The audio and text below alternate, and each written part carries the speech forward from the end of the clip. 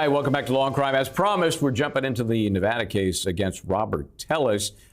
Testimony has been underway for a couple of days now. This witness on the stand now is a forensic scientist. It is Anastasia Barton. Again, prosecution putting on their case. Let's go into that Nevada courtroom. Okay, so I want to talk about this case now. What items of evidence did you work on or conduct, I guess, the forensic testing process on in terms of this case?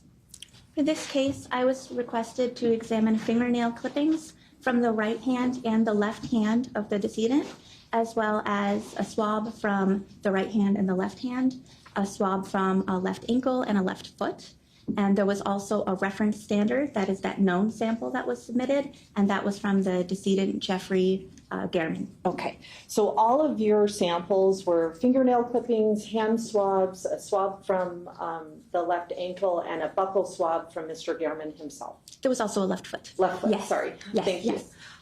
All of those, fair to say, were collected at the autopsy of Mr. Gehrman? Yes. Okay.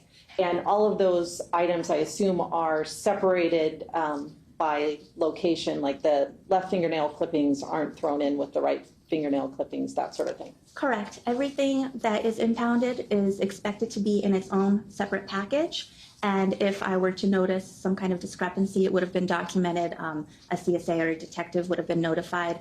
But in this case, the items that were listed on the outer package matched the description of the envelopes that I received, and everything was packaged separately. So the right fingernails were in a separate envelope from the left hand fingernails, from the right hand, from the left hand, and then there was a separate package that had the left foot swab and the left ankle swab, and the swab from the decedent, Jeffrey Gehrman, was also in a separate package. Okay, and you keep all of those samples from the various locations separate when you're doing testing as well? Yes, that is correct. We and I only examine one item of evidence at a time, and that is to ensure that we're keeping the integrity of our work process.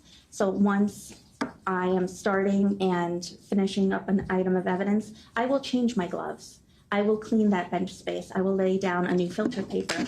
And I do this every single time for every single case. Okay. So when you are working with them... I see Mr. Tellis there with the shaved head. I wonder if that's the jail requiring that, because I don't know if it's by choice, if it's a great idea for him. Just a thought. Anyway, very important testimony, because this is a whodunit. Brian Buckmeyer here, Catherine Lizardo. Brian, this is when we're trying to put together the pieces, and it's, hey, some other dude did it, it's the defense. This kind of stuff's very important. Absolutely. So this is what we call an ID case. And I agree with you that the shaved head did kind of raise an eyebrow for me, but I'm sure your next guest can talk more about that hairstyle in itself. Good tease. But in an ID case, yes, throwing someone else under the bus or pointing at a finger is the strongest of arguments. You just need something to hold on to. Okay, well, we're going to find out as this case continues to unfold. Again, the defendant has said, I didn't do it. This guy had a lot of enemies, not just me. I'm just a poor government servant, right?